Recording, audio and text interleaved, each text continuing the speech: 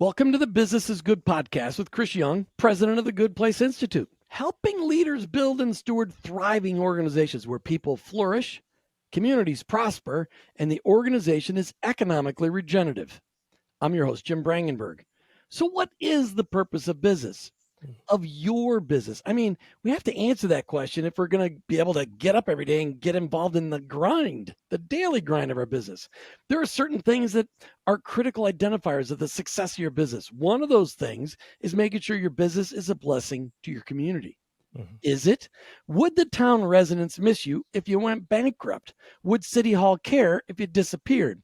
Would the local nonprofits serving the dire needs of the community be devastated if your giving was halted? Community engagement is a kingdom principle and is critical in the redemption and restoration of our world. Chris, I think for most of us, it's obvious the biblical foundation for community. Since community seems to be so central to the transformative power of Jesus, how is community central to the success of a good place to work? Great question, Jim. Always good to be with you. Number one is it's one of the three main aims of a good place organization in the way we define success in God's economy. What does he care about? He cares about people and places or communities, and he cares about stewardship of that which he's entrusted us with. And so we can unpack that here in a little bit, but in general, it's one of the ways we define success. Are we building up good places in the communities where we work and live? How often do you think that's actually a conversation with people in business, that they're looking at their actual impact on community? Obviously, it depends on what business you're in. However, some of our experience, it only happens when people are being generous with their profit. So, hey, we're a giving organization. We like to be generous, which is fantastic. Who should we be generous with? Well, let's look into the community. Let's look into some nonprofits who are having significant impact in meeting community needs, and let's give our money there. And that's usually the extent of the conversation in most organizations. So let's talk about it, because it's hard to be a blessing to your community if you're not really building a healthy community within your workplace. How do you start with focusing on making sure that you got a healthy place to work, that community, that enclosed community within the organization, so you can be a blessing outward to the community that you operate within? I love that question. It's completely loaded. So a simple answer is implement the Good Place operating system. Great answer. Thank you very much. Moving right on. Mic drop moment. But in all seriousness, it starts with the purpose of your organization. Are you seeking the Lord with the purpose of your organization? It starts with some of those pillars we talked about in the Why series of this podcast, specifically the Lord's Prayer, thy kingdom come, thy will be done. Where at? On earth. When? Right now. So does your organization model God's kingdom and not just leadership modeling the king? Both are significant. Is the organization modeling the kingdom in such a way that, like you said, it's building up community within the organization? Are we training and educating and developing our people? Are we managing systems and developing people and not just managing people and assigning tasks? Are we building into our culture a stewardship mindset and not just a performance-based mindset, where we're good if we're green and we're bad if we're red? Are we doing all of those things that quite frankly, bring about more and more characteristics of God's kingdom so people can live in an environment for which they were meant to thrive and flourish, and define success based on his economy? The other part of it is God, the placemaker. We talked about that in our Wise series, that God was constantly making good places throughout the storyline or the meta narrative of the Bible, whether it's the garden, the promised land, Solomon's kingdom, the figurative place of the church, the new Jerusalem, the new heaven and new earth coming in Revelation. He's constantly making good places for people to live, for him to get glory, for creation to get thriving, for people to get flourishing. So we want to bring his kingdom. This is where we get into the co's. We want to co-labor with the creator of the universe to bring about more of his kingdom, and cooperate with each other to bring about more kingdom experiences, so that people can do that at work and people can do that in the geography of where that work resides. Today, we're taking the conversation a little deeper, not just talking about being a blessing to the community, but community engagement. Love What's it. the difference between building community and in community engagement? Because I think there is a difference. There is a difference. And so again, our phrase is the second aim, beyond people, which is internal, like you said. So we want to provide opportunity, encouragement for people to develop their potential. Second aim, building up good places in the communities where we live and work. How do we do that? Here's a way. Understand your community. Understand the constituents of your community. Understand what their needs are. Understand where you can plug in. Understand where there needs to be more shalom in the community, where business can be a solution. Is it an employment issue? Is it a standard of living issue? Is it a cost of living issue? Is it a meeting the needs of certain constituents in the community issue? Housing, education, clothing, food, childcare, et cetera, et cetera, et cetera. And business could be a solution. So it takes understanding needs, and sometimes it takes getting very, very creative. This is where there's a concept of the good place. We call it the nonprofit dilemma. And so it means that, what are nonprofits in business for, or, in existence for? Namely, to make the world a better place, whether it's arts or, a furniture ministry or a food pantry or whatever. They're trying to make the world a better place in some way, shape, or form. Well, where do they get all their money? Well, eventually it goes whether it's a grant or a personal donation, it all comes back to for-profit businesses, because that's where the government and all of us get all of our money. So there's a lot of middle people in between the business's revenue generating power, if you will, and it eventually getting through many, many pockets to get given to a nonprofit. So the idea here is, why isn't that some minuscule part of your percentage of profit finally gets to a nonprofit? Why don't more for-profit businesses take on nonprofit ends to make the world a better place? And therefore 100% of your revenue is actually committed to making the world a better place. What do you Through mean? what? What do you Yeah, mean? I'm sorry. I thought excellent. No. Great question. I was going there. Through what? Through the business you're in. Does the business you're in make the world a better place? The industry, the market, the products and services that you offer the marketplace, does it bring about more creation, thriving, and human flourishing? The methods and tools you use to build up your business, to grow your business, to create a healthy business, does that bring about more shalom in the community, whether it's your internal community, as you mentioned, Jim, or the external community? So all of those factors get interwoven into the DNA or the culture of the organization, so that the whole idea of the organization is to make the world a better place. And there's a definition of a better place. It's God's kingdom.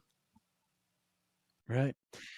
I think one of the things that I see businesses struggle with is they get this, at least, how about Christian guys who are Christian people who run a business? They're constantly looking to the outside, like, how do I give away?